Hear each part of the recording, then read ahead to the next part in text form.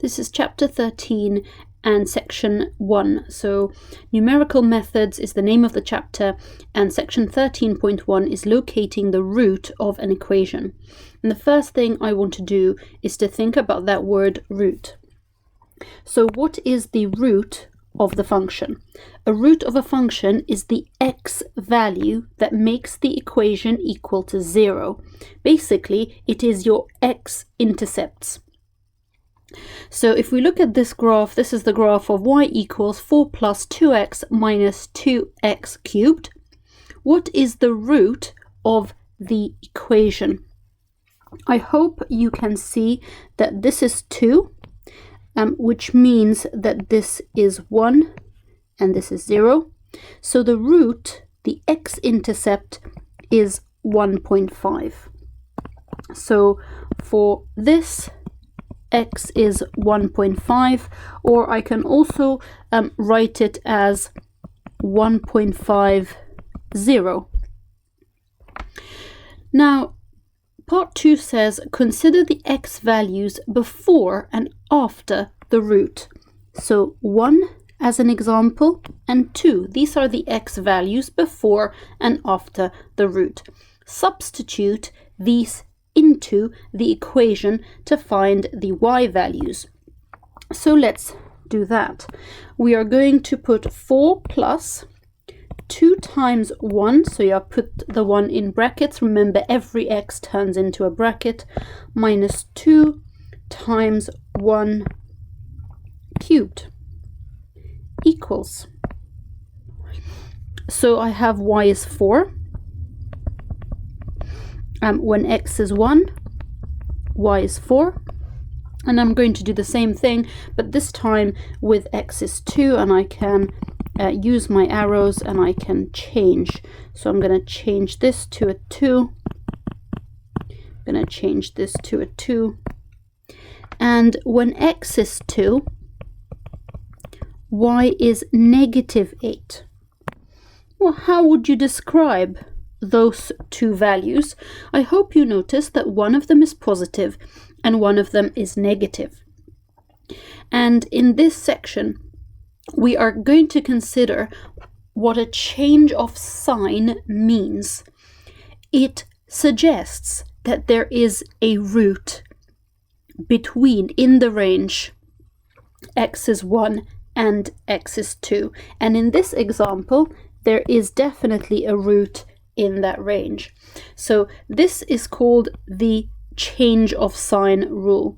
So numerical methods are ways of approximating.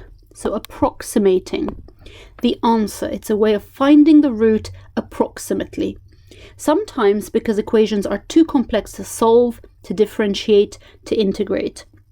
So most of the time the starting points will be given to you. Otherwise you can check by starting with 0 and then trying positive or negative numbers. So let's have a look at the first example. Given that x squared and 1 over x plus 3 are continuous functions for x equals 0, show that a root of the equation x squared equals 1 over x plus 3 lies in the interval x is bigger than 1.8 and smaller than 1.9. So let's have a look at some of these words. A continuous function means that it is one graph. So if you have a reciprocal graph, this is not a continuous function because there is a discontinuity at x equals 0. So the change of sign rule works for continuous functions only, and they've told you that these two functions are continuous, and they've asked you to find the root. Now, when you have two equations, the root in this instance is not simply the x-intercept, it is where both equations cross. So let's have a look. It says show that a root, so a root is a solution in that case, not an intercept, but a solution where the two graphs meet. So sometimes a solution could be an x-intercept if we're talking about one graph, but since we're talking about two graphs, then we are talking about the point of intersection. So we're finding the root.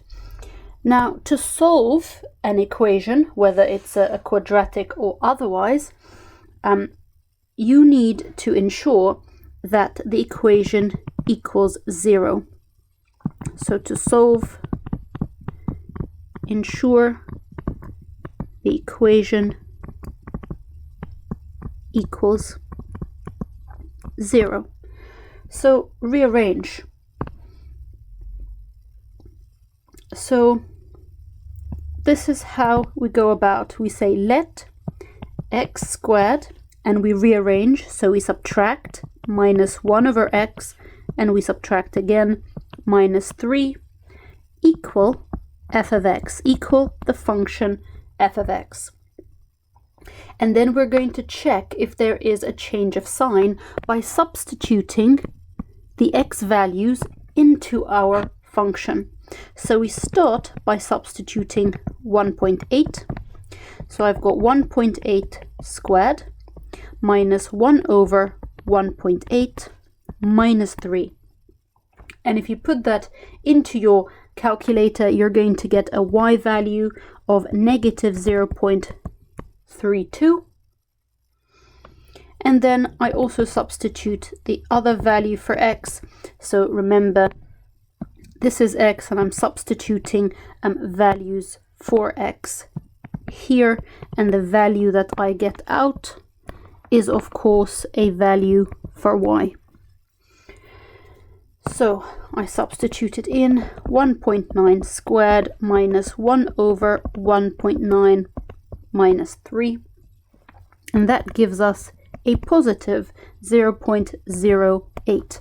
So you can see a change of sign. This is smaller than 0, this is bigger than 0. And the change of sign suggests that there is a root between those two values. So you have to give your conclusion. And your conclusion will go like this. Change of sign. There is a change of sign. Therefore, there's a root that lies between or in the interval x is bigger than 1.8 and smaller than 1.9. And the second example, given that log 10x and x squared minus 5 are continuous functions for x is bigger than 0, show that x equals 2 is a root of the equation log 10x equals x squared minus 5, correct to 1 decimal place. Okay, so we need two values to be able to find a change of sign. And this is what you need to do, and this is what you need to remember. So if x equals 2.3 is a root, then we need to consider the x values before and after for a change of sign. Consider the x values before and after for a change of sign. So if x.2 is a solution, is a root, then if I look at the values before x.2.3 and after x equals 2.3, I should find a change in sign. But which values do I choose? And this is your what you need to do. If the root is to 1 decimal place, you find values which are to 2 decimal places. And these values are always, I'm going to say always, the upper bound and lower bound of the given root. So if you can't remember how to find the upper and lower bound, you need to revise these. I'm going to do it very quickly. This is a very quick way of doing it. I usually add a 0 at the end of my number, and then I look at the number as a 10, so 30, and I say, well, the upper bound is therefore 35, 2.35, and the lower bound is 2.25. So this is the lower bound for x equals 2.3. And then I am going to try both values. So we need to rearrange the equation. So let log 10x, 10 is a small number written at the bottom, x is a big number, so log 10x minus x squared plus 5, because I'm rearranging, the equation has to equal to 0, remember, equal f of x, equal the function. And then I'm going to substitute 2.35 first. So log 10 2.35 minus 2.35 squared plus 5. I'm going to show you how to put that on your calculator. Log with a base 10 on your calculator is simply that log button there. So log without any base number is log 10. So it's log 2.35. Don't worry, if we haven't covered logs yet, you can use your calculator for these questions, and we will cover what logs are later on. So minus 2.35 squared and plus 5, and that gives us negative 0.15. So equal negative 0.15 to 2 decimal places, but it doesn't really matter how you round it. What matters is that it's smaller than 0. And then I'm going to do the same function, and I'm substituting 2.25. I'm going to simply write log rather than log 10. 2.25 minus 2.25 squared plus 5. And again, when I use the calculator to type this in, it's going to give me 0.29, and that is bigger than 0. It's a positive number. And so I can make my conclusion. Change of sign. Therefore, the root lies in the interval x is bigger than 2.25 and smaller than 2.35, and therefore the root is x is 2.3 to 1 decimal place. So these are the two examples, and what I want to do now is to simply go through some of the limitations to the change of sign rule. The first limitation is that a change of sign does not say how many roots you have in a given range. So if you have a look at this graph, this function, in the range from x is minus 2 to 2, you have 1, let's put 1 there, 2, 3 roots. But it doesn't tell you how many roots. It might suggest that there is a root, but it won't tell you how many. The other thing that a change of sign could fall is that you may not get a change of sign in the range that you try, but even if there is no change of sign, there could still be a root. So again, if we look at that same graph here, if I'm looking at the range -2 and 1, there are definitely 2 roots in this range. But let's have a look, let's substitute in and see what we have.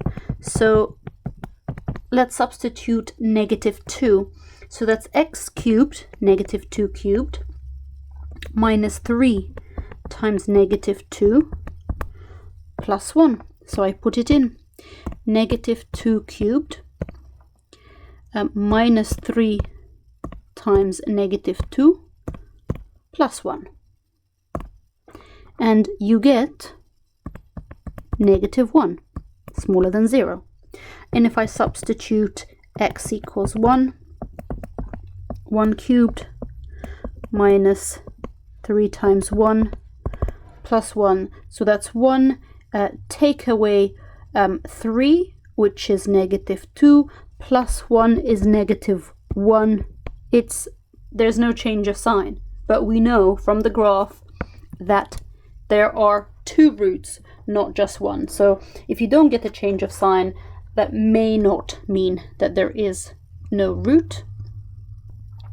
And of course, we've already talked about the change of sign rule only works for continuous graphs, and it wouldn't work for reciprocal graphs, for example.